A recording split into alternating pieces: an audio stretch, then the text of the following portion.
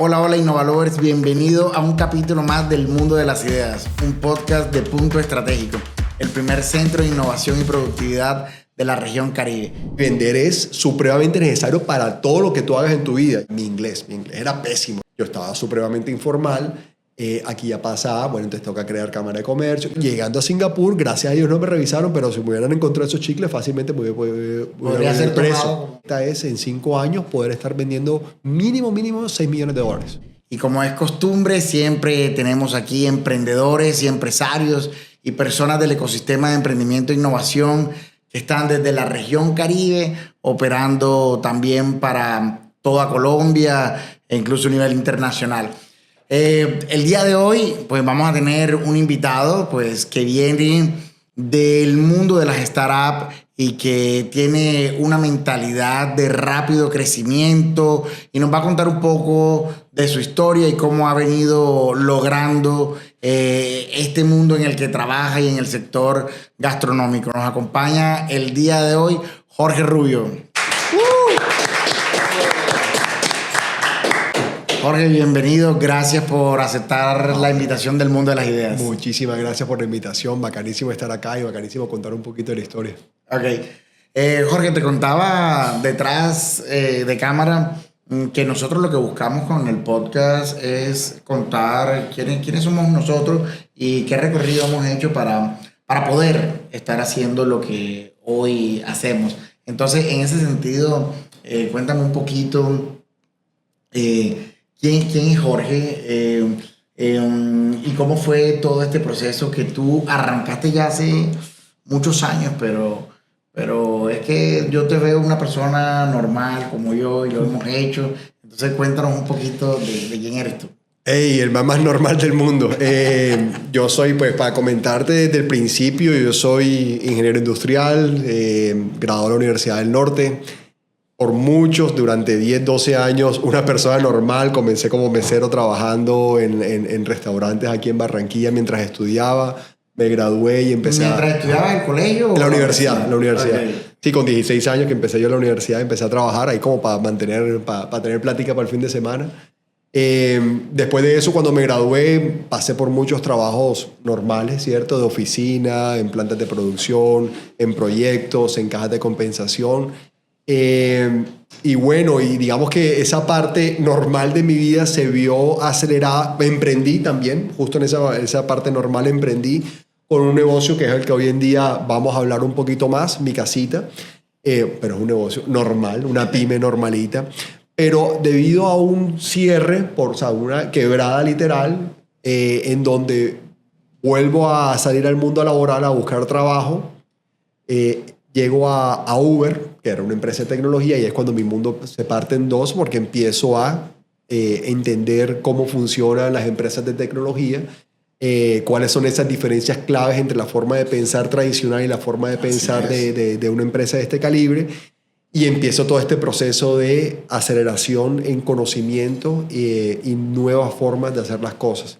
Y estuve en Uber 3 años, pasé a Rappi 2 años, estuve por fuera del país en Singapur en Foodpanda 3 años, estuve en Wolt casi 2 años y ahora llevo 2 años en Barranquilla emprendiendo, haciendo la transición de pyme a startup con Mi Casita, que ahora se llama Foodiverso. Ok, bueno, eso es un resumen así sí. de toda tu vida en un minuto, pasaste por todo. Entonces vamos a detenernos allí en algunas partes. Entonces, tú entraste a la universidad bastante joven. Sí, bastante. Ahí tenías que 16 años. Yo me gradué con 16 años. Incluso llegué pasé primer semestre con 16 años. O sea que sí, realmente muy joven. Y creo que es algo contraproducente incluso para un pelado a estas alturas entrar tan temprano porque uno no tiene ese nivel de madurez. De hecho, muchas de las cosas que me ocurrieron a mí es que precisamente por esa inmadurez me tiré un semestre completico, tuve otro semestre que no estudié, tuve un año ahí como de gabela como para poder repensar, redefinir lo que quería hacer con mi vida. Y bueno, y ahí ya después sí cogí el rumbo. ¿Y qué estudiaste? Ingeniero industrial, yo soy ingeniero industrial. Ok. ¿Y esa fue la carrera que empezaste? La carrera y la que terminé. ciclo básico de ingeniería como perro en misa, 3, o sea, raspando. Llegué a la parte industrial, quinto semestre adelante, y ahí sí me gradué hasta, no sé si, no con honores, porque obviamente tenía la carga ya del ciclo básico, pero sí me fue súper bien en la parte industrial. Ok, qué chévere, qué chévere. Entonces, en esa fase de tu vida, tú empezaste a tener algunos trabajos mientras estudiabas. Yo he sido emprendedor desde siempre, y mucho de eso tiene que ver con que mi mamá es paisa. O sea, que tiene la sangre, los antioqueños tienen esta vaina de juepucha, vender hasta un hueco. Y también por otro lado que mi papá era comerciante. Okay. Entonces en casa tenía ese ejemplo. Yo justo hace poquito estaba recordando que yo empecé mi vida laboral o emprender más bien a los 5 años, vendiendo bolis en el colegio. O sea, en vez de mi termo, ¿te acuerdas los termos esos Coleman que eran grandísimos? Sí, claro, no como los de hoy que son más pequeñitos. Lo llenaba de bolis de cola con leche, me iba para la cafetería, y mientras los pelados estaban haciendo la fila, yo cogía y les abría, ¿y boli qué? Y tal. Y ahí los antojaba, me compraban, y obviamente escondía porque eso era prohibido en el colegio.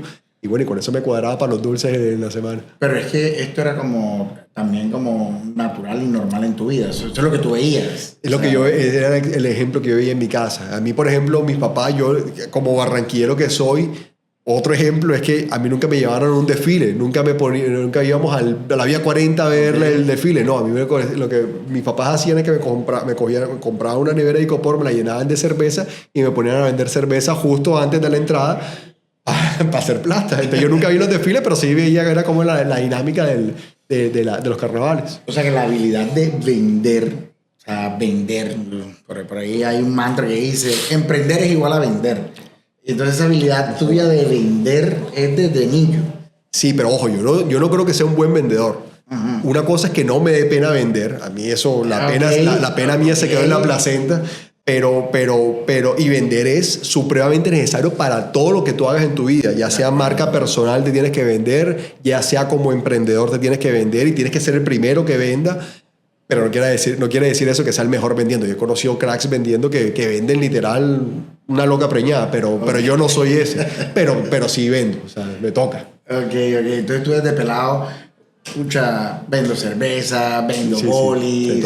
Y en tu colegio, o sea, el colegio también lo viviste de esa manera. Siempre estuve haciendo esa. O sea, mis papás entonces, por este hecho de que eran comerciantes, eran emprendedores de pymes y todas las cosas, entonces naturalmente a mí en las vacaciones que vamos para el negocio, y pues, mis papás tuvieron una cacharrería, tuvieron una ferretería, yo en la cacharrería, que es un lugar de estos donde se venden artículos para el hogar. Con mi papá me iba para Maicao a comprar mercancía, obviamente de contrabando. Sí, Maicao era el boom. Exacto, nos íbamos para allá, entonces aprendí que a negociar, como a detectar qué era lo que se estaba vendiendo bien, porque era lo que menos ofrecían para salir del hueso. Entonces, no, pero ver acá esto, no, bueno, esto, se hacían los indiferentes, entonces, bueno, este negocio puede ser bueno.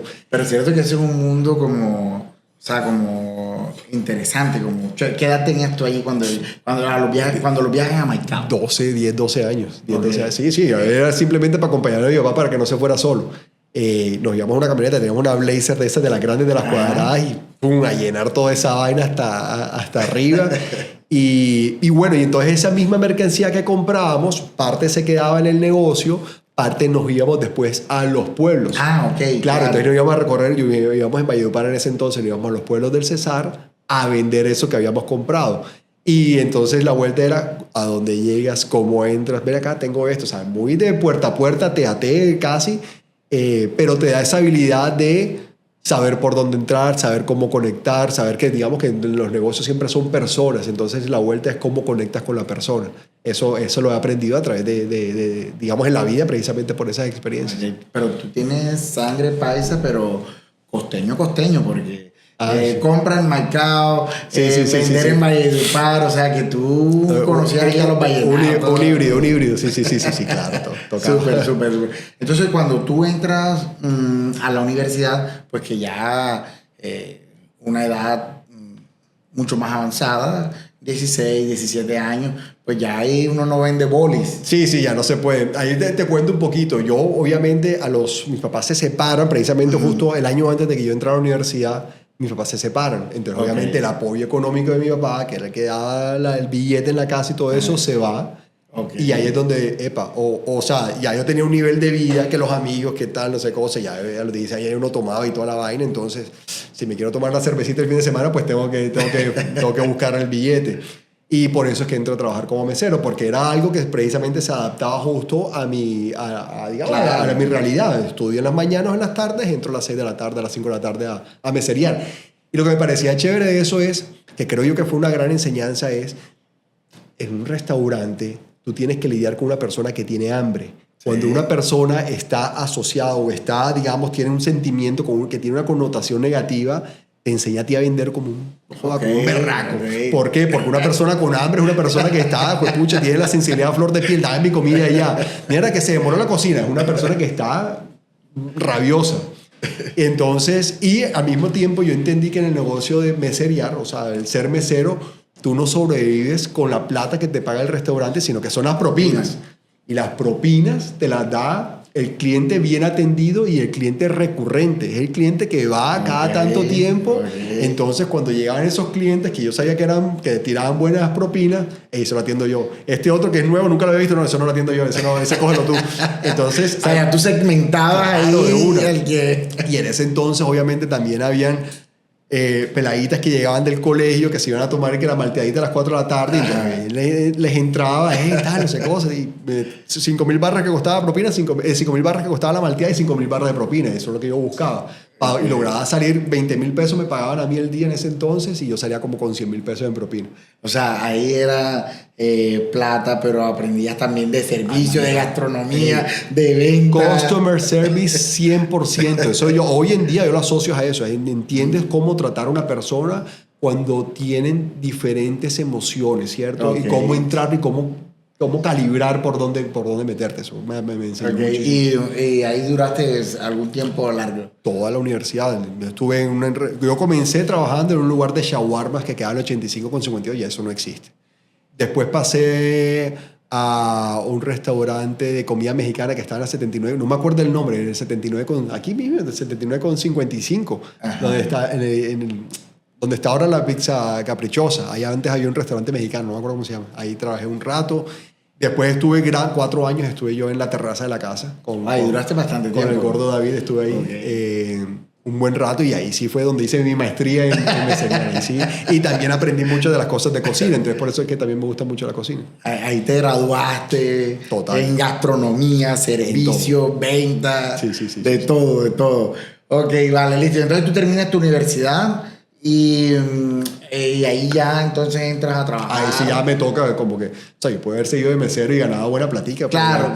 Pero obviamente ya, digamos que me fue, como te comenté ahorita, me fue muy bien en el ciclo profesional de la carrera. Y entonces yo salgo como dentro de esto un grupito, no quiero decir élite, pero digamos que eran las personas, digamos que más exposición y reconocimiento teníamos. Había un grupito grande, como unas 20, 30 personas de ese batch de ingeniería industrial, y yo empiezo a trabajar con la ingeniería, con la ingeniería industrial de la norte, como en procesos de consultoría, con consultorías clientes de la universidad, y a mí me mandaban para hacer cuestiones de asesorías y cosas así. Mi primer trabajo como tal fue en una empresa de atunera en Cartagena. Entonces era mucho de procesos de métodos y tiempos. Entonces iban allá a tomar tiempo, ver cómo se podían mejorar los flujos de producción. Bueno, creo que esa materia ya ni la dan. Sí, seguramente no. Pero bueno, por ahí entré, y ya a partir de ahí entonces sí ya profesional como 100%. Ok, listo. Entonces, allí después de la universidad, tú arrancas con tu primer emprendimiento. Bueno, a ver, todo lo que nos has contado es un poco de emprendimiento, pero mi casita como tal es después de la universidad o antes de la universidad. Sí, yo me graduó. Yo todavía no sé si me gradué en el 2006 o 2007, pero yo me gradué por ahí. Celebré 3 grados, eso sí, porque como me había tirado un semestre y todo eso, me atrasé. Entonces celebré uno con mis amigos que se graduaban y después celebré el mío. Después de eso yo me gané una beca para hacer una especialización, un posgrado en la misma universidad. Entonces me quedé un año más haciéndole, y justo cuando termino eso, que eso fue en el 2008, en el 2008, y en el 2009 monto mi empresa, un año después de haber salido.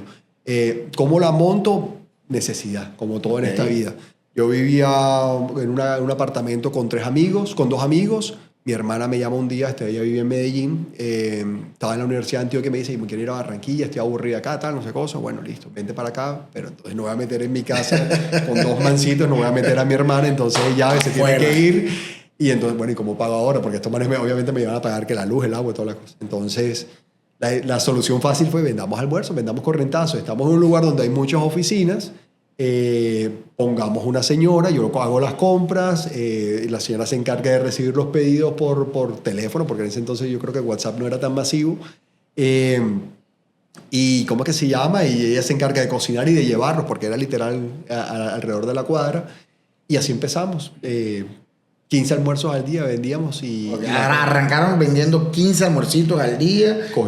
Pero ¿y los clientes quiénes eran? Eran puras personas que trabajan, auxiliares, secretarias, cosas así, que trabajaban alrededor. Cogimos, imprimimos... Pero ustedes estaban en un apartamento, o sea, ustedes no tenían un local. Nada, no. En mi propia casa, en la cocina, compramos una estufa usada. Puro domicilio. Sí, solamente domicilio, domicilio.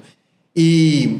una cocina, compramos una estufa industrial de 2 fogones, me acuerdo ya 200,000 pesos nos costó, compramos una nevera usada también como para tener de respaldo y con eso arrancamos, imprimimos unos flyers ahí que hicimos en Word y dele, y empezamos a repartir y ahí salieron esos 15 almuerzos del primer día. Ok, y entonces esto fue un poquito muy orgánico, eso fue pero tú ahí no estabas pensando quiero vender 1,000, 2,000. Esto era supervivencia básica, necesito es pagar la luz y entonces vamos a ir a un almuerzo. Mientras me dé para pagar la Electricaribe en ese entonces, vamos para adelante, ya eso era lo único que yo necesitaba.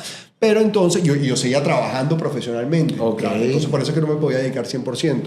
Entonces mientras yo trabajaba, le prestaba atención a esto por el ladito, en las noches le dedicaba, o en los sábados, los fines de semana más que todo era que hacía las compras para la siguiente semana. Para toda la semana. Y entonces, pero empezó a crecer. La gente probaba, uy, me gusta la sazón, tal, y de pronto me decían, una persona, no sé, de recursos humanos me llamaba, me gustan los almuerzos, tengo una capacitación, me puede vender 20 almuerzos, pero necesito factura. Y aquí cambia ya la película. Entonces, yo estaba supremamente informal. Aquí ya pasaba, bueno, entonces toca crear cámara de comercio. Y eso lo tuve en el tintero, lo aguanté un rato ahí porque no quería meterme en eso. Claro. Entonces ya era cámara de comercio, crear la representación legal, ir a la DIAN, que el RUT, tal, todas estas cosas que pasan normalmente. Y bueno, y ahí empieza ya como que mi mundo a través de las empresas, que fue en lo que yo terminé enfocándome. En el pico alto de mi casita, ¿cuántos corrientazos se lograban vender al día? Fíjate que esto empezó en el 2009, muy pequeñito. Al año ya estaba vendiendo ya estaba vendiendo empresas, y en el lugar donde estaba en mi casa, ya eso no me aguantó. Entonces yo en el año 2009, 2010 me mudó a una casa mucho más grande. El primer piso lo adecuamos para cocina. O sea, cocina, todo un primer piso. Y en el segundo piso vivíamos, en ese entonces yo todavía no me había casado, entonces vivíamos mi hermana, mi mamá y yo.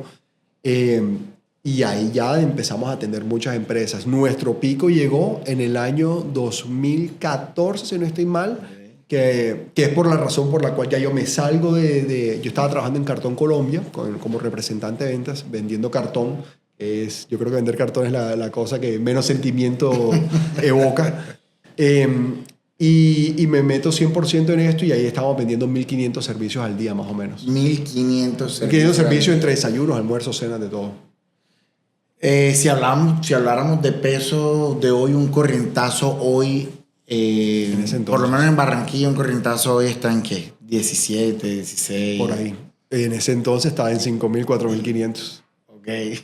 Pero entonces vendían 1.500 servicios todos los días. Ahí ya teníamos contratos con empresas. Ya en ese momento ya teníamos... Para ese entonces teníamos operación en el puerto de Palermo, donde manejamos la alimentación de la Sociedad Portuaria de Palermo, una nevada de buses en Soledad, teníamos operaciones en empresas de farmacéuticas en Zona Franca de Barranquilla. Ya teníamos diferentes empresas. Cocinábamos en esta cocina y llevábamos a los diferentes puntos. Claro, ya tener un volumen de 1.500 servicios, digamos que exige una logística y un Mucho capital de más trabajo. fuerte, capital de trabajo. Y eso... Es que ya pasa de ser un negocio pequeño a convertirse Claro. en una empresa como tal. Y el problema de eso es que uno no está preparado o uno no sabe cómo, en qué va a terminar esas cosas. Entonces, ¿qué es lo que ocurre? Y ese es un excelente punto. Que yo, o sea, yo seguía pensando como el empresario que estaba vendiendo almuercitos por ahí y nunca consideré, ok, cuáles son mis costos de producción. Primero, tener eso muy identificado y estandarizado, que en casa de herrero, cuchara de palo. Y no solamente eso, sino también que como los que me contrataban eran empresas, entonces también estaba el tema de, hey, no te puedo pagar ahora, o dame 60 días de plazo, o tengo este competidor que me está ofreciendo 1,000 pesos más barato, ¿quieres seguir o chao? Y esas cosas empezaron a afectar mi flujo de caja e hicieron que mi margen fuera casi que nada. Yo seguía creciendo en ventas, pero al final del mes en el bolsillo no me quedaba nada. Sin flujo difícil. Exacto. Sin flujo totalmente. Y esas son cosas que uno no aprende ni en la universidad, ni en el colegio, ni en un cursito, ni nada de eso, sino que le toca a uno enfrentarse. Sí, total. No, el flujo de caja en una empresa, bueno, lo más importante. Tenemos empresa, pues el flujo de caja es lo que muestra la sobrevivencia, supervivencia y crecimiento de una compañía como tal. Entonces, por esta falta de capital de trabajo, por las exigencias, tú quiebras ahí en ese momento. Sí, literal. Llegó un momento en el cual ya la empresa no se sostenía. Yo incluso llegué a... O sea, lo primero que hice fue cortar mi salario. Pero es importante entender que, o sea, no se sostenía y no tenía nada que ver con ventas. Sí, no, las ventas estaban bien. Podía seguir creciendo incluso, tenía interesados, pero eran más que todas las condiciones de pago de mis clientes lo que me estaban ahorcando. Porque en un restaurante tú tienes que ir al mercado, comprar en el día, pero tienes que dar 30, 60 días de plazo de pago. Yo no sabía, pero eso era un negocio financiero. Yo nunca supe eso. Totalmente. O sea, detrás allí había un negocio financiero que había que entender en su momento. Pero bueno, esto ha ayudado a lo que ha venido después. Todo pasa por un propósito. Vale, entonces tú terminas allí esa primera fase y entonces pues te tocó emplearte otra vez. Yo dije, sí, me resigné, obviamente un año malo, pucha, ya había nacido, o estaba a punto de nacer mi hija, estaba a punto de nacer mi hija, entonces sí, ya como que salir a la calle, buscar trabajo de nuevo, no, esa vaina de volverme a poner mis zapatos cerrados, pantalón, camisa, yo no quería eso. Entonces, sí, uno sabe que el sueño de ser su propio jefe. Entonces, sí, me tocó volver a salir. No encontraba nada bueno, algo que me gustara, pero justamente en ese momento se estaban abriendo operaciones de ride sharing de la aplicación de carros de Uber. Okay. Apenas justo tenía un mes de haberse lanzado Uber en Barranquilla, que fue la tercera ciudad o la cuarta ciudad de Colombia, la primera de la costa. Colombia. Sí, estaba Bogotá, Cali, Medellín, si no estoy mal. Y conocí a las personas que estaban trabajando dentro de Uber, eran amigos míos, y ellos mismos me dicen, hay un puesto, una persona de operaciones para empezar a expandir el negocio en la costa. Y bueno, vamos para adelante, vamos a... Y te cuento, porque esta es una experiencia también súper bonita. Mi inglés era pésimo. O sea, mi inglés en el colegio, yo me gradué del Sagrado Corazón, o sea, que el inglés no era el fuerte. Okay. Yo tuve tutor inglés durante primaria, pero tú sabes que eso uno nunca termina de aprenderlo. En la universidad, esos 8 niveles de inglés, eso no sirve para nada. Pero te graduaste con tus 8 niveles de inglés. Sí, exacto. Pero eso es como graduarse como esta señora de Betty la Fea con la San Marino. O sea, eso no servía para nada. Entonces, mi inglés era pésimo. Y Uber era una empresa gringa, y no solamente gringa, todo pasaba en inglés adentro. O sea, las mismas reuniones eran en inglés, incluso si estaba en Barranquilla. Y eso fue un choque. A mí, la primera entrevista que me hizo el jefe que me contrató era en inglés. Y eso era a caletear inglés, a ver películas en inglés todo el tiempo, a escuchar canciones en inglés y aprendérmelas como para mejorar vocabulario. Lo más importante del inglés es el vocabulario. Porque a ti lo que te pasa es que tú en inglés, cuando quieres hablar en inglés, tú sabes que tú piensas en español, traduces al inglés en la cabeza, y si no encuentras la palabra en inglés, ahí es cuando te trabas. Entonces, mejorar el vocabulario, me preparé full para esa entrevista. Y cuando hago la entrevista con el que se volvió mi jefe, que ahora es un gran amigo mío, el man me dice... Bueno, comenzamos la entrevista en inglés y después como a los 20 minutos, bueno, vamos a cambiar al español. Te reconozco que te preparaste bastante bien, pero está bien mal, tienes que mejorar un montón. Te voy a dejar entrar, pero tienes que seguir dándole en inglés. Y bueno, afortunadamente entré y sí, ya cuando entra Uber, fue un cambio brutal la forma como hacían las cosas, sobre todo la cantidad de data que tenían. Esos panes tenían una vaina que se llamaba Heaven, que era un mapa que te mostraba en tiempo real todos los carros que estaban conectados a Uber, si estaban en un viaje, si estaban disponibles o si estaban terminando y ya se iban a desconectar. Entonces la cantidad de data que tenían para tomar decisiones era brutal. Y esto fue un cambio en la, o sea, digamos, en la forma de trabajar. ¿Y tu función en Uber era? En una plataforma, marketplace, ¿cierto? En un marketplace es todo lo que es Rappi, es un three-site marketplace, porque tienes el rapitendero, tienes el cliente que paga y tienes el restaurante. Uber es un two-site marketplace. Tienes el carro y tienes el man que contrata el carro para moverse. Entonces en Uber, como era un two-sites marketplace, siempre había una persona que se encargaba de buscar demanda, o sea, los usuarios, y una persona que se encargaba de mantener la oferta. Yo era esa persona. Yo me encargaba del lado de los conductores. De los conductores. Entonces mis funciones eran de buscar nuevos conductores, traerlos, inscribirlos, que se entrenaran en la plataforma, que empezaran a manejar, tratar de hacer de que incrementaran la cantidad de viajes que hacían en una semana, sus pagos, mitigar fraude, es decir, todo el ciclo de ciclo de vida de los conductores. O sea, tú respondías por la oferta. Por la oferta. Que cuando alguien entrara a la aplicación y encontrara un carro. Tal cual. Y eso precisamente, nosotros podíamos ver hasta las intenciones. Cuando abrían la aplicación, eso le llamamos eyeballs. Nosotros veíamos cuántos eyeballs habían por zona de Barranquilla y si en ese momento habían suficientes carros o cuál era el tiempo estimado de llegada o cuál era, había una métrica que era el CRS, Completed Request. ¿Cuántas solicitudes hubo? ¿Cuántas fueron satisfechas? Y esa era nuestra meta, nuestro indicador principal. Tenía que ser lo más cercano al 100%. Cuando comienza una ciudad era el 50%, o sea que por cada 2 personas, nada más una sola podía conseguir un carro. Y eso había que llevar hasta el 100%. Esa era mi tarea. Ok. ¿Y ahí estuviste cuánto tiempo? 3 años. Entonces empezamos a abrir operaciones en Colombia, toda la costa, menos Riohacha, creo yo, pero Sincelejo, Montería, Valledupar, Cartagena, Santa Marta, todo.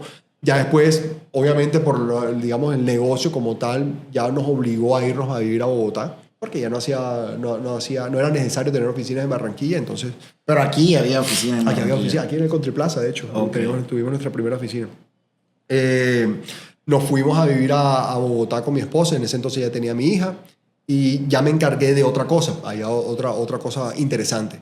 Y es que el colombiano no cree, después de MG y todas estas experiencias que tuvo... Pirámides. Pirámides, exacto. Veían a Uber como una pirámide. Esta vaina no tiene ninguna oficina, esta vaina no tiene ningún letrero visible. Obviamente teníamos la competencia, el problema del taxismo, el ministerio nos hacía la guerra, nos inmovilizaban carros, que retenes y todas esas vainas. Entonces no podíamos tener presencia tan física, tan tangible. Pero entonces empezamos a ver cómo, o sea, y teníamos problemas para crecer. Había mucha demanda que querían coger los carros, pero no teníamos tanto supply, no teníamos tantos vehículos. Entonces, viendo eso, cómo hacíamos para aumentar la capacidad, nos inventamos estos formatos, o más bien identificamos que cuando hacíamos activaciones en centros, no sé, en salones de hoteles o en salones de una caja de compensación o algo así, la gente iba masivamente y atendíamos un montón de personas y se activaban una gran cantidad de personas. Y aquí hay una métrica interesante, es el lifetime value. Básicamente lo que mide esto es la cantidad de plata que te da o te entrega un cliente, un usuario a la plataforma durante el ciclo de vida. Hay un costo de adquisición y la cantidad de plata que te deja. Un inversionista normalmente cuando está viendo una oportunidad para invertirte en una startup, busca que la plata que te deja un usuario sea por lo menos 3 veces lo que te costó adquirirlo. Y nosotros veíamos que para los vehículos, para los carros, conductores que activábamos en esos eventos físicos presenciales en un hotel, nuestro lifetime value era muchísimo, por lo menos 2-3 veces más que lo que hacíamos digital. O sea, la gente ya le creía más, tenía más seguridad de que no lo íbamos a tumbar, tenían conocimiento, entonces se sentía más confiado a salir. Nos inventamos este modelo de tener puntos presenciales de Uber en diferentes lugares, en las ciudades principales. O más bien que siempre que íbamos a abrir una ciudad, siempre tenía que tener un punto de atención presencial. Un poquito para legitimizar la marca. Y teníamos nuestro letrero y todo eso. Esa necesidad o problemática era propia de Colombia o Latinoamérica. Lo encontramos el mismo problema en Latinoamérica. Y de hecho, este piloto de tener estos centros comenzó aquí en Colombia y comenzó en México al mismo tiempo. Nosotros fuimos los primeros países que desarrollaron esto al siguiente nivel. Entonces, ¿qué fue lo que hicimos? Al principio, obviamente, por el miedo que nos van a llegar los taxistas o que nos van a cerrar el local, nos van a perseguir y todo, lo cual pasó muchas veces, lo ubicamos en lugares de muy difícil acceso. O sea, para ponerte un ejemplo, el primero fue aquí en el Country Plaza. Okay. Todo el mundo conoce el Country Plaza y conoce los locales que están así, digamos, al interior, pero hay una torre que tiene como 3 o 4 pisos. Sí. Arriba del Bancolombia. Claro. Hay que subir 4 pisos y las escaleras son súper empinadas. Y nuestra táctica fue, bueno, vamos a ponernos acá para que cuando lleguen los taxistas y nos avisen, lleguen cansados, para que no haya ascensor. Entonces eso fue lo que hicimos y ahí abrimos el primer punto y ya nos quitó el miedo a tener una oficina de estas. Y lo llevamos, esta vaina evolucionó a los Green Lights Centers, que fueron, digamos, el nombre con el cual se definió el proyecto, Green Lights. Y básicamente ya estamos ubicados dentro de zona de centros comerciales, ya algo más, mucho más. Digo, imagínate que teníamos el equivalente a un Buenavista, pero en Bogotá teníamos Green Lights ahí adentro. Y ya eran lugares súper muy, claro, muy, ya ahí muy tenían bacanos. como unos puntos de experiencia, ya eran visibles. Claro, eso facilitaba. Exacto. Y ahí me imagino que aumentó la oferta. Nos resolvió el problema de adquisición de vehículos de inmediato. Y ahí con eso pudimos casi que crecer 3-4 veces en cuestión de uno o 2 meses nuestra cantidad de viajes. Okay. Pero ya trabajando para esta empresa es que te cambia la dinámica Todo. de pensamiento. Hay muchas cosas. Hay muchas cosas que cambian. Digamos que lo primero y lo más fundamental es las métricas, que tiene data para todo. Porque tú sabes, el que no mide no controla, el que no mide no sabe para dónde va. Como decía un profesor de la universidad, el que no sabe para dónde va, cualquier bus le sirve. Y eso precisamente es lo que nosotros aquí ya manejamos y controlábamos. Teníamos tanta data que no era muy fácil tomar decisiones.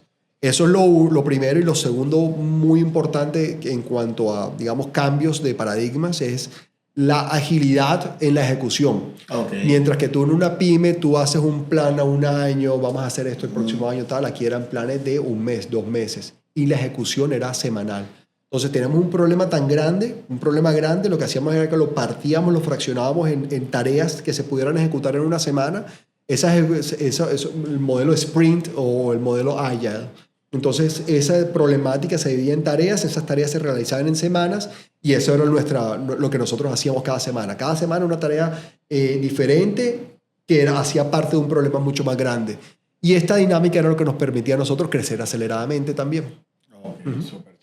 Entonces, ahí también terminas tu ciclo en Uber. Bueno, entonces nos va súper bien. Ya después viene Uber Eats. Empezamos también apoyo al lanzamiento de Uber Eats. En ese momento, estando en Bogotá, resulta que las oficinas de Uber quedaban, no sé, a 2 cuadras de las oficinas de Rappi. O sea, que la gente de Rappi y de Uber comían literal en el mismo restaurante. Y nos encontrábamos ahí. Éramos competencia, exacto. Una vez almorzando ahí, se nos acerca mi jefe y Simón Borrero y nos dice, vamos a hacer una charla, vamos a hablar con ustedes, quiero hablar con ustedes. Entonces nos sacan, éramos un grupo como de 8 personas de Uber, cada persona enfocada como en ciertos temas muy, digamos, determinados, uno en fraude, otro en pagos, otro yo en operaciones, otra persona en marketing, etc. Y nos dice, esto que ustedes han hecho aquí en Uber, vénganse a Rappi y ayúdenos a hacerlo, antes de que fuera unicornio, antes de que tuviera esa expansión masiva. Y entonces fuimos los mercenarios de Uber, nos fuimos de Uber para Rappi. Y se fue un combo grande. Sí. Como 5, 7. 8, si no estoy mal. Okay. Y nos fuimos todos, entramos el mismo día y toda la cosa. Y bueno, eso digamos que... Pero la convencida estuvo fácil. Sí, fue fácil. O sea, digamos que por un lado era el proyecto de... Ya cuando tú empiezas a hacer esta vaina de trabajar en startups, a ti la adrenalina, lo que te da la adrenalina es el crecer, es lanzar cosas al mercado, hacerlas crecer y ya cuando se vuelven las cosas estables ya te aburres. Okay. Entonces aquí tenemos de nuevo la oportunidad de volver a empezar desde cero, hacer crecer algo, llevarlo a cierto nivel y era Rappi, que era como el unicornio, o sea, digamos, era la startup colombiana, entonces era como que algo también de orgullo. Entonces por eso fue que nos fuimos y a darle. Y aquí me dediqué a hacer exactamente lo mismo que hacía al final en Uber, que era crear estos Rappi Hubs, que eran como que el lugar, el corazón de la operación, el lugar donde se entrenaban los Rappi tenderos, donde se vendían las maletas, donde recibíamos las devoluciones de los pedidos. Y bueno, así fue que empezamos. Okay. ¿Y en Rappi estuviste cuánto tiempo? Ahí estuve 2 años, 2018 y 2019, sí. Okay. Y en esos 2 años ya Rappi... Es el Rappi que hoy en día prácticamente conocemos. Sí, ya ahí Rappi ya era grande en Colombia, era grandísimo. pero ahí fue cuando empieza a crecer aceleradamente en México, en Chile, en Brasil. Era más para el proceso de globalización. Pero tú para Rappi trabajabas para Colombia. No, global. O sea, yo lo que de lo que vine a hacer era precisamente crear el playbook para tener estos Rappi Hubs, que eran estos lugares como el equivalente a los Green Lights en Uber, para que cuando se fuera a lanzar una ciudad, yo poder darle todas las herramientas y todas las instrucciones para que el equipo local pudiera hacer su Rappi Hub para empezar. Entonces, pero en esos Rappi Hubs, ¿qué pasaba? Todo lo que estuviera asociado con el rapitendero. Una persona que fuera una persona que tuviera el potencial de ser un rapitendero, que tuviera una moto, una bicicleta, que quisiera ganar plata, llegaba allá y yo lo amarraba y no le dejaba ir. Okay. O se iba con su maleta y ya... O sea, ahí hacía el registro, ahí se le entregaba... Todo. Hacía el registro, nosotros le hacíamos el antecedente de background check. Exacto. Consultamos diferentes bases, Procuraduría, Fiscalía, Policía, etc. Le hacíamos eso, le hacíamos el entrenamiento, le vendíamos la maleta, la chaqueta, pues Bogotá y esas cosas, o la camiseta, la gorrita y todas esas vainas.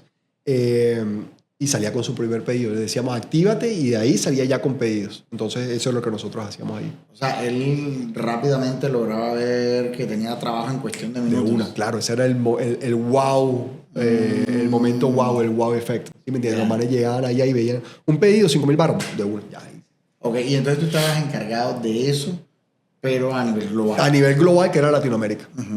Sí. Ok, listo. Y entonces terminas Rappi también. Sí, terminó Rappi. O sea, te terminas yendo. O sea, 3 años en Uber, 2 años, 2 años en Rappi. O sea, eso fue 2018, 2019. Septiembre del 2019 fue mi último mes en Rappi. Ok, sí, eso fue unos mesecitos antes de pandemia Colombia. Sí, tal cual. Porque ya la pandemia en septiembre ya se venía. Eso fue 2019 y la pandemia empezó en China, explotó en diciembre de ese año de 2019 y empezó aquí en Colombia que en el 2020. Sí, en marzo. Ajá. Marzo. Bueno, entonces, pero ya ahí tú no estabas en Rappi. No. Porque eso también fue otra disparada de Rappi en Colombia cuando la pandemia. Claro, en todos lados. O sea, uno lo que veía era rapitenderos. Eso fue una tremenda aceleración a su negocio. Todas las empresas de domicilio a nivel mundial explotaron y me tocó a mí también en mi nueva empresa. Ahí ya yo estaba en Foodpanda en Singapur. Por eso tú de Valledupar, Maicao, Valledupar, para Barranquilla. Entonces Barranquilla, Bogotá. Sí, entonces de Bogotá a Singapur. Sí. Y esa conexión ahí ¿cómo fue? Y te cuento que o sea, Singapur hoy en día, yo sé lo que es Singapur obviamente, pero en ese entonces yo era el más ignorante y yo pensé que Singapur era como, no sé, Bangkok, es el pocotón de comida en las calles, el caos y todo, y los tuk-tuks atravesándose. O sea, yo me imaginaba Sincelejo, pero más grande.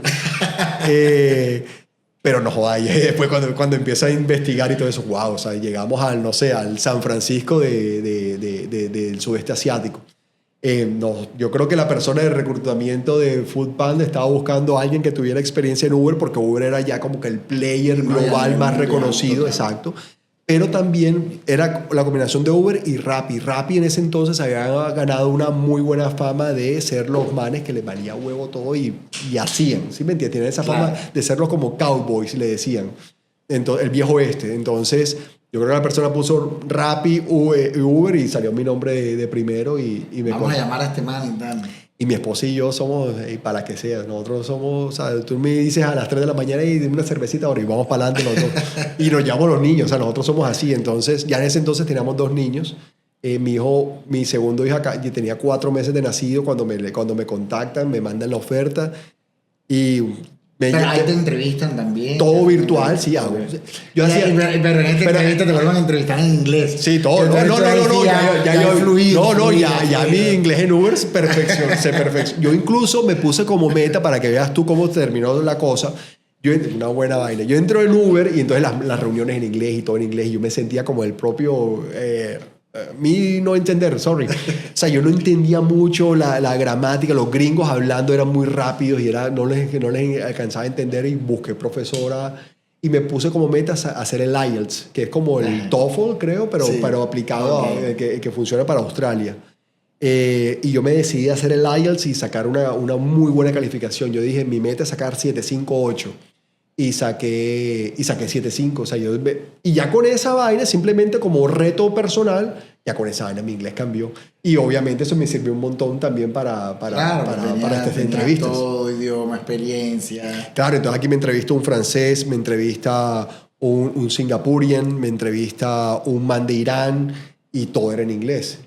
Pero entonces, ¿sabes qué es lo que pasa? Que el colombiano se da muy duro con el inglés y le da pena. Ajá. Porque se comparan siempre con el gringo. Sí. Pero tú escuchas al gringo que viene a Barranquilla e intenta hablar en español y tú lo felicitas. Y el gringo hablando en español, oh, hola, yo quiero una. Y tú dices, oh, este man habla inglés perfecto. Lo mismo sonamos nosotros al revés, pero a nosotros nos da pena, ¿cierto? Claro, yo creo que nosotros ahí nos damos mucho garrote cuando en verdad deberíamos que nos valga huevo y ya, y quitarnos la pena. Pero sí. Entonces, esta empresa, ¿ya tú la reconocías? No tenía, o sea, esta Food Panda hace parte de un conglomerado de empresas que se llama Delivery Hero. Delivery Hero eran los dueños de domicilios.com acá, si te acuerdas. Sí, claro. Y ellos incluso también invirtieron en Rappi. Y ellos son los dueños de otras marcas en Sudamérica, como Pedido Ya, en el cono sur. Y bueno, y otras. Yo sabía quién era Delivery Hero, Food Panda no lo conocía. Pero ya empiezo a ver y toda la cosa. Okay. Y ellos te reclutan para hacer qué? Operaciones. Ya ellos querían una persona. Digamos que venía la transición. En ese momento se estaban de moda la operación de retail dentro de las plataformas de delivery. Tú sabes que toda plataforma de delivery comenzó con comida y después se metieron con supermercados. Sí. Ellos iban a empezar con supermercados. Entonces precisamente querían Uber como por toda... Uber era como toda la estandarización del manejo de plataformas de delivery o de carros. Y querían Rappi porque Rappi ya había empezado con la operación de Carulla con los supermercados. Entonces, precisamente yo creo que yo entro es precisamente para apoyar el crecimiento tanto de food delivery normal, pero también de supermercados dentro de Singapur. Ok, ¿y qué tal la vida en Singapur? No, una vaina loca. Sí. No, una vaina la loca. Gente es agradable, la gente... Es que es completamente distinto a lo que tú puedas vivir aquí en Colombia. Sí. Es que comenzando, o sea, mira... Comenzando por la gente, o sea, ya hay 65% de chinos, 15% de indios, 20 y pico % de malayos, entonces los malayos son musulmanes, los chinos son budistas, los indios tienen como 20.000 religiones. Ya encontrar ese mix de gente, de culturas, de religiones, de lenguas, porque obviamente los chinos entre ellos hablan en chino, estos manes hablan en hindi, estos manes o en tamil, los malayos hablan ¿cómo que se llama el idioma? Bueno, no me acuerdo. Total, esta combinación de culturas, los sabores, las cocinas, la comida también es muy diferente. Entonces ya eso es otro mundo. Y cuando tú llegas a Singapur, que es uno de los tigres de Asia, que es un país supremamente desarrollado, pero yo creo que la analogía más fácil, la más fácil es, ¿te acuerdas de los supersónicos? Sí, claro. El programa que veíamos cuando éramos niños, que eran como que todos los carros voladores y todo eso. Yo creo que Singapur es eso, son los supersónicos para lo que encuentro hoy en día. Mucha tecnología. Es la ciudad del futuro. Un país muy desarrollado. Muy desarrollado y muy controlado, obviamente, ¿cierto? Conociendo un poquito la historia de Singapur, tú te das cuenta que eso es como una especie de democracia disfrazada de dictadura. Okay. Perdón, dictadura disfrazada de democracia.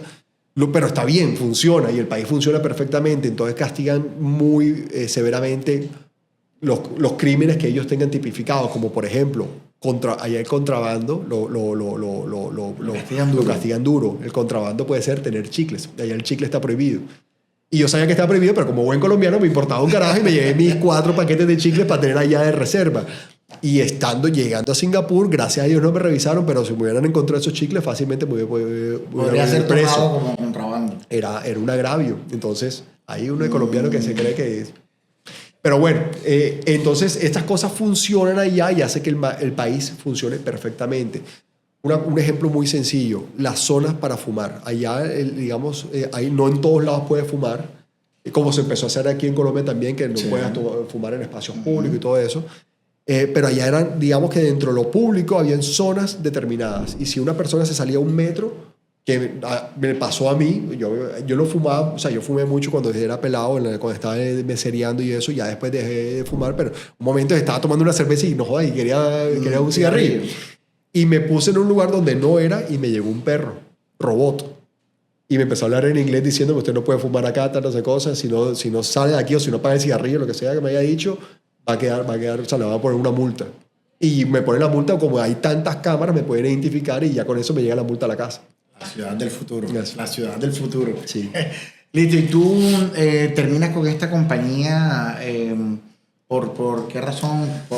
¿Por el tema cultural? O... No, al revés. A mí el tema cultural, yo creo que yo volvería feliz de la vida allá. Allá lo que pasó fue, sobre todo porque el proyecto que tuve, los retos y todas las cosas que hice eran espectaculares. Allá alcancé a hacer entregas de comida en drones a los barcos que estaban parqueados, que entraban al puerto de Singapur.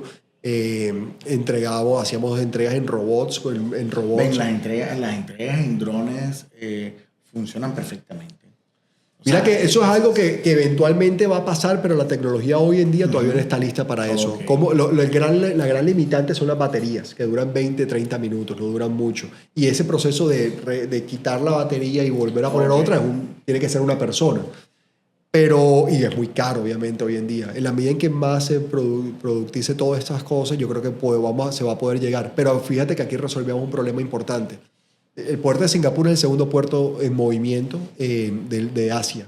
Y hay tanto movimiento que hay por lo general siempre con unos 100 barcos al frente de la bahía. Donde está el hotel famoso, siempre hay como unos 100 barcos ahí esperando la entrada al puerto. Y son personas que no pueden bajarse y necesitan comer y todo esto. Entonces nosotros les mandamos pedidos de McDonald's en un dron al barco y se devolvía y le cobramos $100 por eso y los manes lo pagaban. Entonces... la necesidad. Exacto, dependiendo de la necesidad se puede hacer. Bueno, estabas en un buen país, con un buen trabajo. Exacto. Entonces te decides regresar por... COVID fue lo que jodió todo. COVID jodió todo fue que los chinos se encierran, normalmente por su cultura, ellos se encierran al mundo, bloquean absolutamente la entrada de todo y estuvimos 1 año y medio allá sin poder salir. Cuando salimos se abre una ventana que ya se había bajado todo, digamos la cantidad de casos que se reportaban y todo eso. Nos vinimos a pasar vacaciones a Colombia, empieza Omicron y se repunta de nuevo y cuando nos queremos devolver no nos dejan ir. No nos dejan entrar al país. Tenemos que pedir un permiso y el permiso no le estaban dando. Entonces los niños tenían que empezar colegio y lo que hicimos fue que los niños empezaron aquí clases aquí en Barranquilla, hacer una vida, comprar carro, buscar casa, colegio, todo. Y yo me devolví, a mí sí me dieron permiso solo, me devolví a Singapur a trabajar y me tuve que separar de la familia como 3, 4 meses. Okay. Y por eso que ya hay como que, Singapur está harto ya. Claro, sí, ya había una ruptura ahí. Ya la familia, imagínate. Te devuelves. Entonces, lo que hago yo es que me devuelvo yo a Singapur a trabajar un rato. Ya estamos embarazados de nuestro tercer hijo. Cuando hay una amenaza de un parto adelantado de mi esposa en noviembre del 2021, entonces yo como compré tiquetes y me vine de una. Y ya estando aquí fue que tomamos la decisión, hombre. Ahora mismo no nos podemos regresar. No hay permiso de entrada y todo eso. Y justo tenía en el tintero otra oferta de trabajo. Ahí donde sale Wolt y Helsinki. Entonces, Wolt es otra empresa de delivery. Y mi esposa nunca he vivido en un lugar donde nieve, donde haya nieve y todo eso. Vámonos para allá, entonces, vámonos y nos fuimos. Y era precisamente para hacer algo que ya había hecho en Singapur. ¿Y ahí se fueron para dónde? Para Helsinki. Helsinki, en Finlandia. Okay. Bueno, no, esa es una ciudad. Helsinki es la capital de Finlandia, que es la capital más al norte, en el hemisferio más al norte del mundo, o sea, la capital más fría. Ok, y ahí hay temperaturas de menos ¿qué?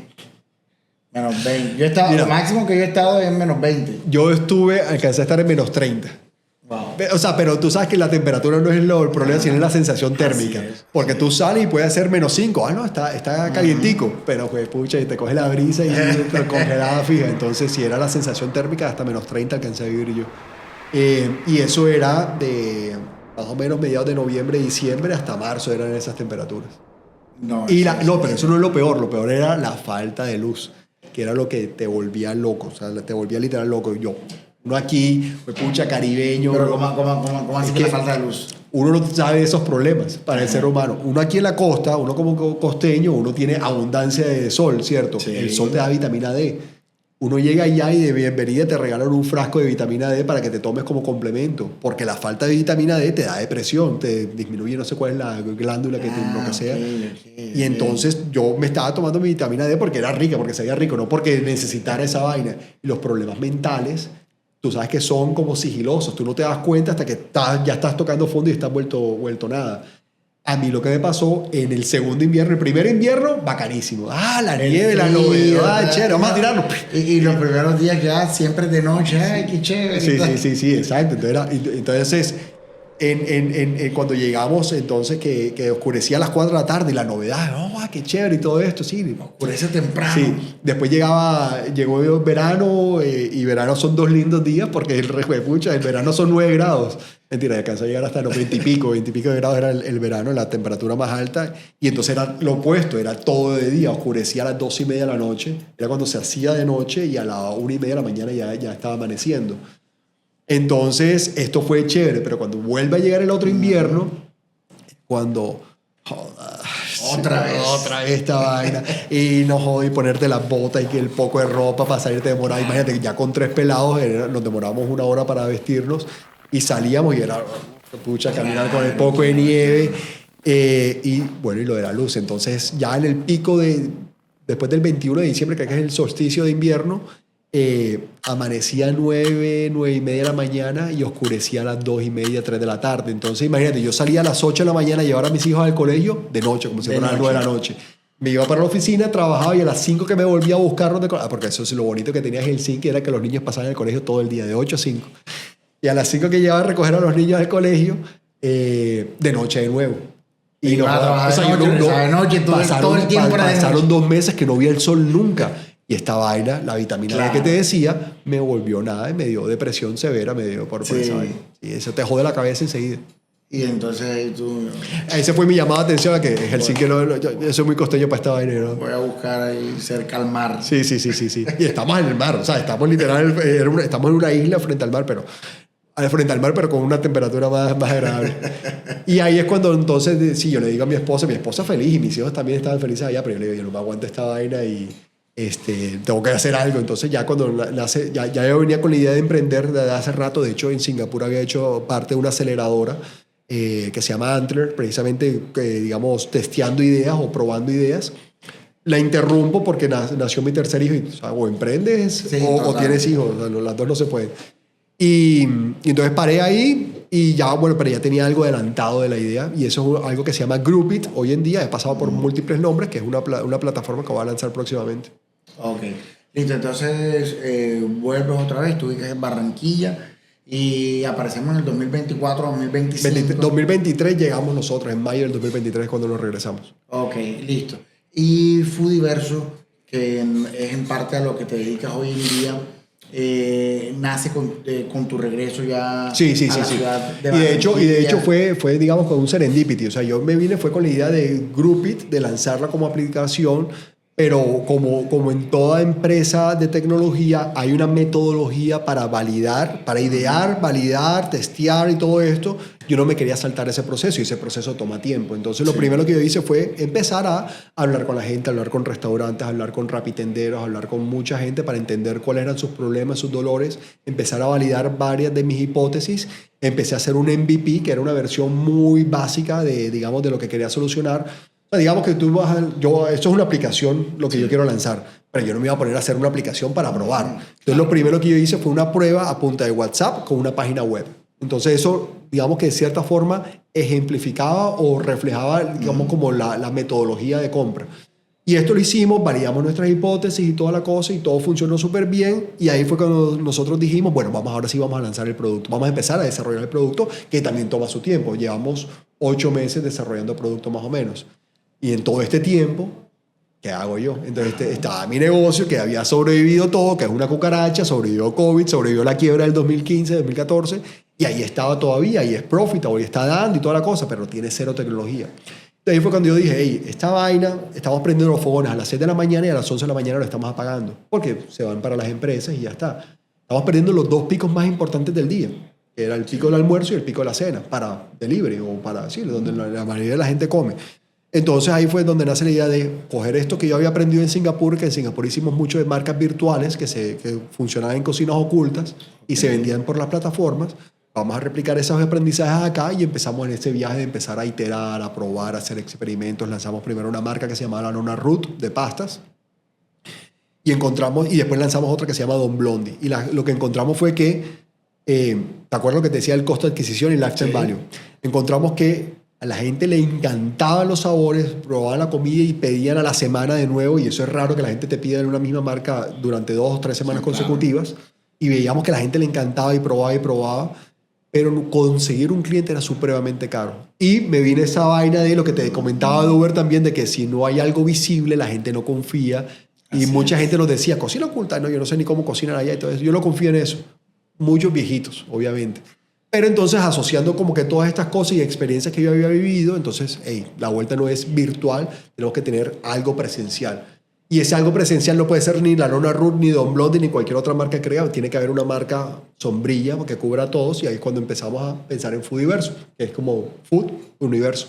Ok, entonces Foodiverso nace ya con todas estas Con varias variedades, marcas todas, sí. variedades. Y bueno, cuéntanos, ¿cómo va con Foodiverso? Bueno, entonces Foodiverso, después de toda esta experimentación, de encontrar qué servía, qué no servía, tal, lanzamos nuestro primer punto en noviembre del año pasado. En Blue Gardens. Blue Gardens es un centro comercial que está entre Home Center y Price Smart, ¿cierto? ¿Qué es lo que ocurre? Que no tiene nada de tráfico. No tiene nada de tráfico peatonal, no como, no sé, como el millón de personas que pueden entrar en Buenavista, esto tiene cero. Hay un gimnasio, hay un supermercado y está un Teleperformance, que es un BPO, el más grande, el Teleperformance creo que es la marca, el BPO más grande del mundo, y está la torre empresarial, donde hay, no sé, 2,000 personas. Entonces yo lo que dije es, a mí no me interesa el tráfico peatonal, a mí no me interesa solucionar el problema de alimentación a las personas del día a día, o sea, digamos la gente que tiene que comer correntazo todos los días. Entonces yo resuelvo, el problema que Foodiverso resuelve es, por un lado, los altos costos de alimentación acelerados después de COVID, la alta inflación y todas estas cosas, que ha hecho que la gente pierda poder adquisitivo. Entonces solucionarlo por un lado ese problema con variedad, con multimarcas y que las personas puedan tener varias opciones con el mismo presupuesto. Y ahí yo me enfoqué entonces en las personas que están en el call center y en las personas de la torre empresarial. Lanzamos en noviembre, muy básico, obviamente casi que en cueros, pero bueno, nos fuimos para adelante y ahí empezamos a tener mucho feedback. A la gente le gustaba la sazón, pero y habían cositas que podíamos mejorar. Y este tiempo, desde noviembre hasta todos estos meses, hemos estado perfeccionando las presentaciones, las porciones, las marcas, los sabores, etcétera, y nos ha dado mucha base para poder seguir desarrollando, y eso es lo que hemos hecho. Y estás lanzando pronto el segundo... El segundo lo lanzamos esta semana, el lunes, también de nuevo salimos en cueros, al frente de la Universidad Autónoma. Y esto ya que digamos que es otro formato, porque ya no está dentro de un centro comercial, sino que está a pie de calle, y ahí seguimos reevaluando cosas, ver cómo llegar a la gente, cómo crecemos, cómo atraemos, etc. Okay. Esa es la idea. Y un poco en lo que viene de este año, ¿con cuántos Foodiverso esperan? Bueno, lo que ha pasado en los últimos años con las empresas de tecnología o con las startups propiamente es que ha cambiado mucho los modelos de búsqueda de fondos, de venture capital, todo ha cambiado. Después de WeWork, en donde te acuerdas que antes era growth, crecimiento, sí. No importa cuánto cueste, vamos a quemar plata, y así muchas empresas crecieron. Ya esto cambió a primero ser profitable, primero da plata y ya después buscas el crecimiento. Entonces, ahora mismo nosotros somos una empresa que somos 100% profitable, nosotros ya digamos que entregamos, tenemos utilidades y todo esto, siempre ha sido así, metiéndole el componente de crecimiento acelerado, pero en la medida que se pueda. Entonces lo que queremos hacer es crecer responsablemente, cerrar este año con unos 5 puntos. Estamos en busca de una ronda ahora de Friends and Family, una ronda de inversión precisamente para amigos y familiares que quieran invertir, que le apuesten a esto, que crean, y sobre todo que sean estratégicos, que nos puedan ayudar a desbloquear puertas. Y la idea es que con estos fondos poder tener al final de año unos 5 puntos abiertos, crear ya la tecnología que estamos trabajando, que es básicamente inteligencia artificial para todas las experiencias de compra, para que no sea un humano el que esté atendiéndote, sino que sea un agente de AI el que te atienda, el que te recomiende, el que te diga qué puedes, o sea, el que te recomiende este nuevo plato, o el que te haga el upselling, que es incrementar el ticket. Y que esto esté conectado con el sistema POS, que es donde tú metes las órdenes, que esté conectado con el software, el ERP, que esté conectado con el software contable, o sea, que todo pase en automático, automatización 100%. Y esta misma inteligencia artificial y tecnología que estamos construyendo para la operación de cocina, como para poder tener mejor control de todo lo que pasa al interior de la cocina. Okay. Una empresa como Foodiverso, que es una empresa del mundo gastronómico y que le inyectas dos cosas, pues toda esta mentalidad de crecimiento, pero también la rodeas de tecnología. Este tipo de empresas podrían aspirar a tener ventas en su primer año alrededor de cuánto, y alrededor de 5 años, ¿de qué podríamos estar hablando? Es solo como para hacernos Sí. una idea, porque la verdad no sabemos qué va a pasar en 5 años. Sí, total. Pero sí podríamos dar como una aproximación. Mira, Es un poco para entender qué puedo hacer con una pyme si yo le meto todo este sentimiento de estar es justamente un cambio de mindset, ¿cierto? De mentalidad. Eso es lo más importante aquí cuando tú haces la transición de empresa tradicional a empresa de tecnología.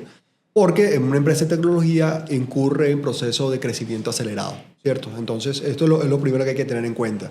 Yo el año pasado cerré con ventas por alrededor de 1.000 millones de pesos.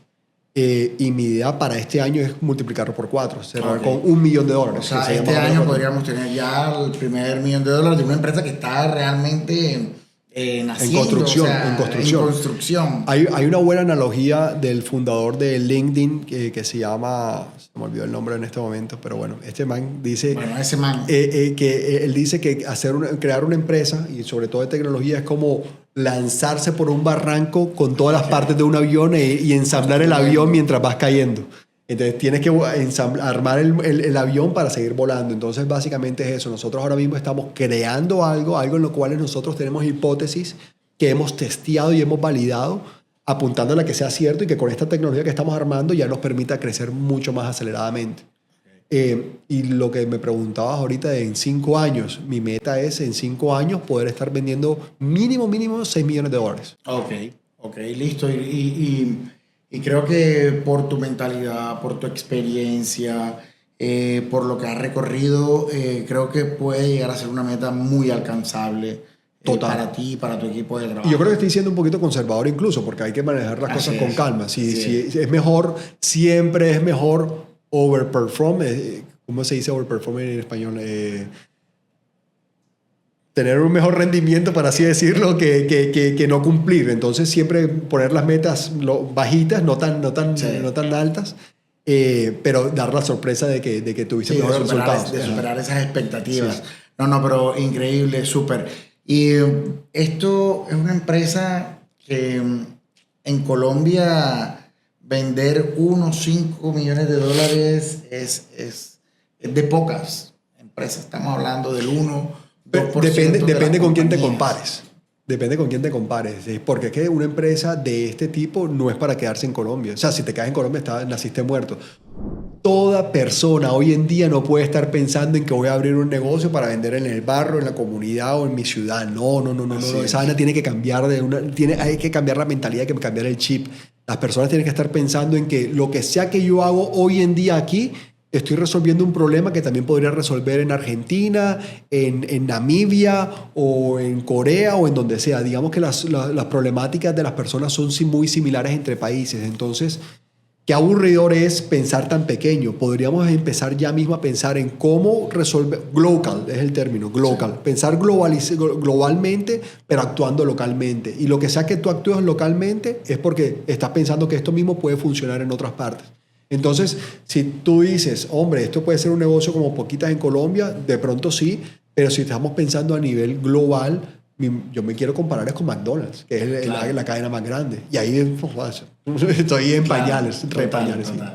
Hombre, no, Jorge, muchísimas gracias.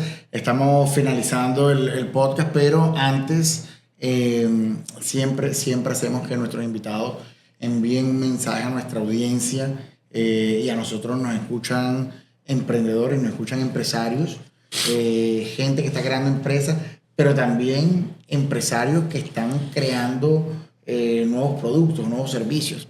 Entonces, es una comunidad bastante interesante y hemos conversado con ellos. Entonces, siempre están atentos como a algún mensaje que los invitados pueden regalarle. Entonces te voy a regalar el micrófono y tu cámara para que puedas mandar un mensajito a todas esas personas que están intentando hacer algo.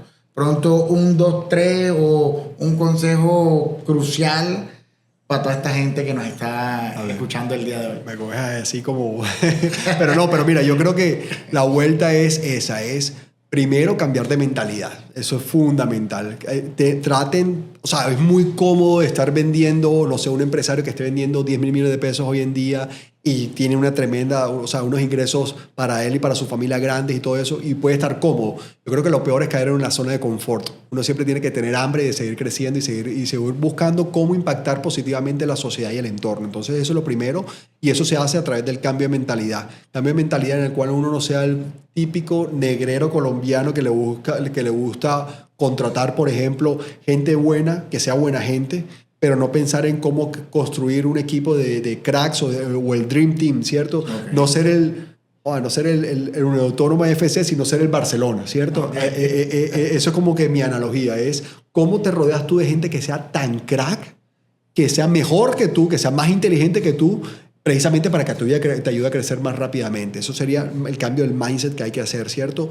Pensar globalmente sería lo otro, y meterle tecnología a absolutamente todo y hacer experimentación continua. Hay un libro que se llama Lean Startup, que es como que la piedra angular de este cambio de concepto, de mentalidad, y es básicamente experimentar, hacer experimentos cortos que te permitan validar, funciona o no funciona. Si no funciona, ok, listo, aprendido. Errar o tener fracasos no es malo, de hecho es algo muy positivo. Entre más fracasos tengas, estás más cerca del éxito.